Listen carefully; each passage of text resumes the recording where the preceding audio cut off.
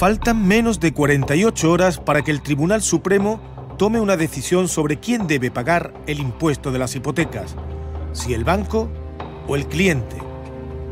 En una resolución sin precedentes tras una sentencia firme, el presidente de la Sala Tercera, Luis María Díez Picazo, optó por que sea el Pleno de la Sala el que decida si el giro en la jurisprudencia, que beneficia en este caso al ciudadano, debe ser o no confirmado.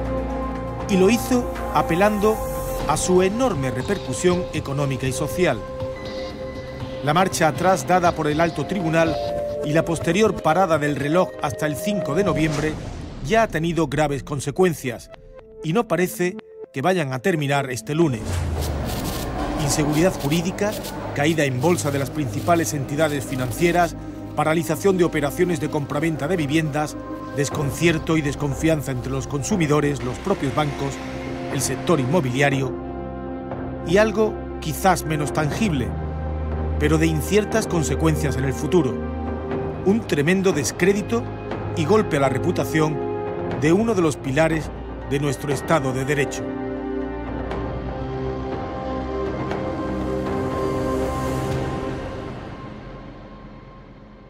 Este impasse, desde luego, crea una incertidumbre y una inseguridad jurídica tremenda. Teniendo la potestad, precisamente esa sección y esa Sala Tercera, de declarar la nulidad de reglamentos, que no de leyes, pero sí de reglamentos, y es la primera vez que ha ocurrido en la historia judicial democrática que ha sucedido esto.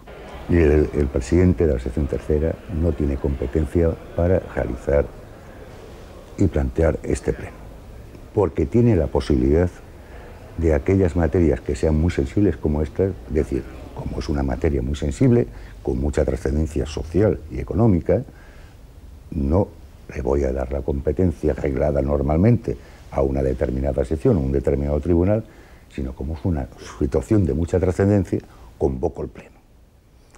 Pero lo convoco antes de tomar la decisión judicial, no a posteriori. Hubiese sido preferible y deseable que desde un inicio esta cuestión, por la indudable grandísima relevancia que tiene para España en su conjunto, podríamos decir que la cuestión hubiese sido abordada por el Pleno de la Sala de lo Contencioso Administrativo del Tribunal Supremo y de esta manera se fijase ya un criterio y una postura clara y firme, en lugar de lo que ha ocurrido con pronunciamientos contradictorios. Esperemos que la próxima resolución del Tribunal Supremo, a raíz de ese pleno que se celebrará prácticamente en las próximas horas, conduzca a darnos esa certeza, a que el mercado hipotecario se rehabilite y vuelva a funcionar en plenas condiciones y a que unos y otros pues, sepan qué es lo que hay que hacer ante la agencia tributaria. La seguridad afecta tanto a unos como a otros. Y el efecto práctico es este que estamos viendo, que en estas 2 semanas el mercado hipotecario se ha prácticamente paralizado. ¿Noticias buenas o malas regulares? Ya cuando había más o menos ya acordado un tema, había un comprador previsto más o menos que estaba ya dispuesto a hacerlo, a raíz de la posible legislación o la legislación que ha salido, pues se han echado para atrás. De hecho, ya llegaron incluso a decir, pues bajamos precios para compensar lo que va a pasar. Digo, espérate, que vamos a ver lo que pasa, y cuando bajamos o no bajamos, o seguimos bajando, porque yo no sé esto al final cómo va a terminar, ni al final si el Supremo va a decir que sí, va a decir que no, va a rectificar, no va a rectificar, no sabemos lo que va a pasar. No sé esto a corto plazo, si una vez que esto se aclare, será malo o peor.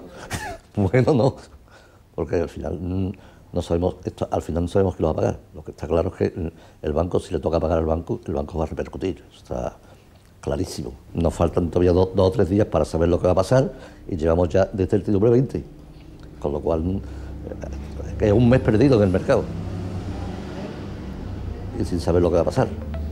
¿Se va a arriesgar una cosa que no vas a saber? En mi caso no hemos recibido fianza todavía, pero los que han recibido ya una señal, pues lo que han recibido una señal, ahora mismo que se hace, se devuelve, no se devuelve, incertidumbre por todos lados.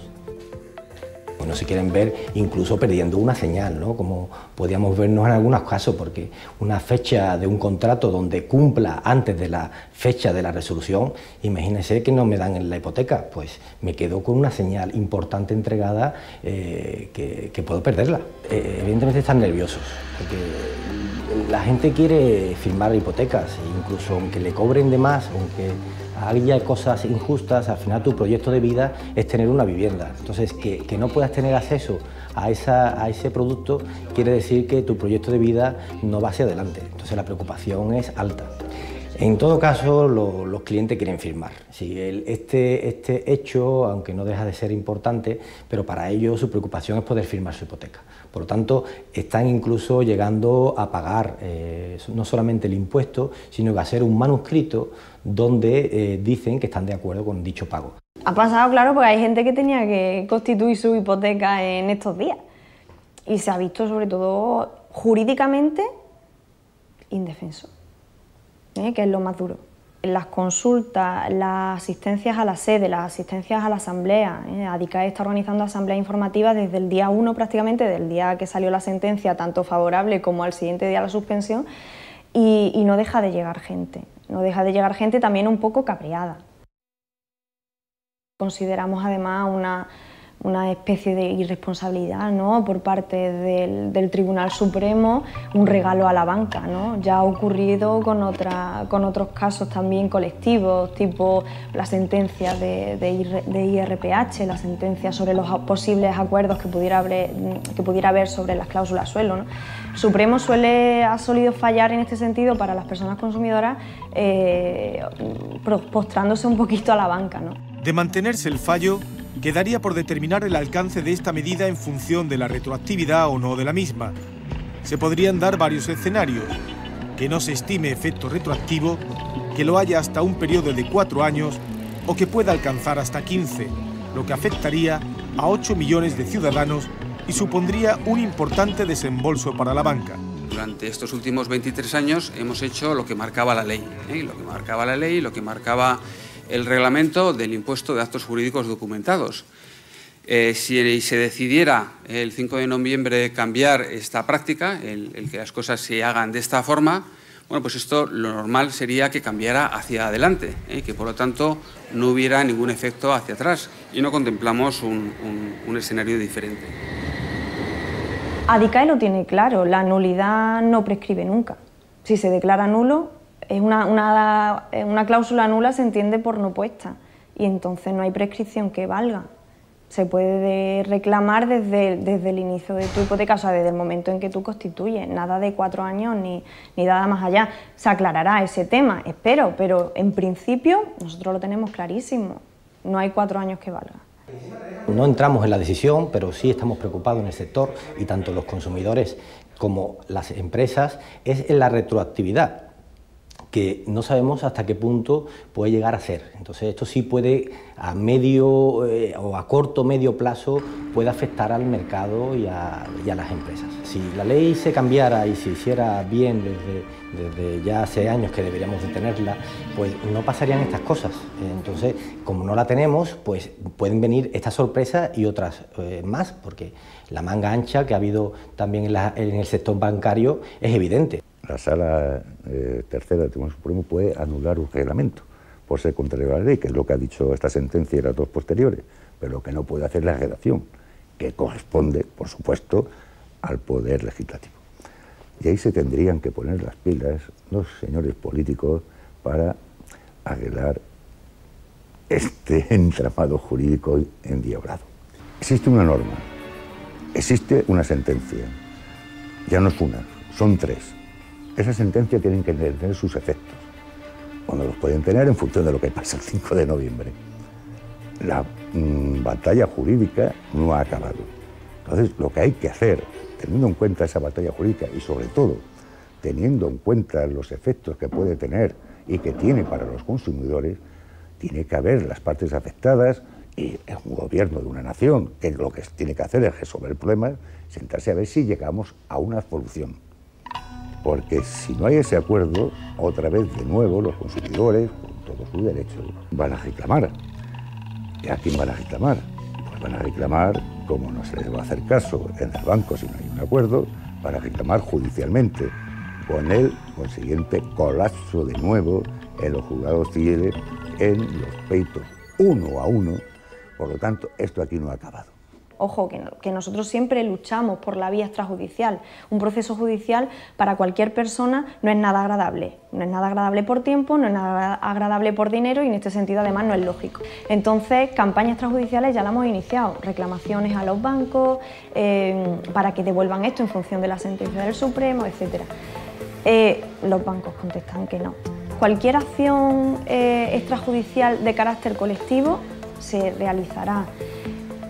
Si el fallo sigue siendo negativo para los consumidores, pues estaremos expensas, se seguirán interponiendo demandas y mientras tanto esperaremos alguna respuesta del Tribunal de Justicia de la Unión Europea. Ya se ha ocurrido, pues, por ejemplo, con las cláusulas suelo, con la retroactividad y demás, y eso esperamos. Ahora se ha cambiado esa dirección, pero es muy distinto. Los bancos estaban cumpliendo con la normativa fiscal existente. Como decimos siempre, nosotros no tenemos ese dinero de los clientes. Eso es lo que tienen que entender los clientes. Es indudable que los bancos van a recibir reclamaciones de sus clientes. Va a haber gente que va a reclamar al banco el pago, la devolución de ese impuesto sobre actos jurídicos documentados, pero en la medida en la que no ha habido abuso, mala fe por el banco, sino únicamente una interpretación, una aplicación de la normativa vigente por parte del cliente que ha autoliquidado e ingresado el impuesto ante la Hacienda sin que el banco haya recibido nada, el banco entendemos que no puede ser responsable, no puede asumir esa responsabilidad de devolver un tributo que él no ha percibido. Reclamación que debe, lógicamente, de formularse ante la agencia tributaria porque es ante ella ante la que se ha realizado el ingreso indebido. Agencia tributaria autonómica en cada caso. Nosotros lo que de verdad esperamos es que las personas consumidoras y usuarias se rebelen. Eso es lo que de verdad esperamos, ¿no? Que salgan a la calle, que se manifiesten y que reivindiquen, porque al final conseguimos más, hemos conseguido más casi siempre en la calle que en tribunales, ¿no? Y que fuerce una situación. ¿Qué puede ocurrir el día 5? Pues verdaderamente confiamos y esperamos que simplemente se ratifique la sentencia primera de la Sala Tercera que decía que el impuesto pues era también nulo, ¿no? El Tribunal Supremo detuvo el reloj hace 15 días y dejó pendiente de un hilo esta trascendente decisión. Se desconoce el alcance que tendrá el acuerdo que adopten los 31 magistrados que componen el Pleno de la Sala de lo Contencioso Administrativo del Tribunal Supremo, que deberán fijar doctrina sobre quién paga este tributo. Pero, aunque es la principal, no es la única incógnita a despejar, pues habrán de decidir en una sesión insólita no solo si mantiene firme el fallo que determina que sea el banco quien pague el impuesto de actos jurídicos documentados, sino también, de ser así, hasta dónde llegaría el efecto retroactivo de la sentencia, si lo hubiese, además del menoscabo a la imagen de la máxima institución de la justicia en España.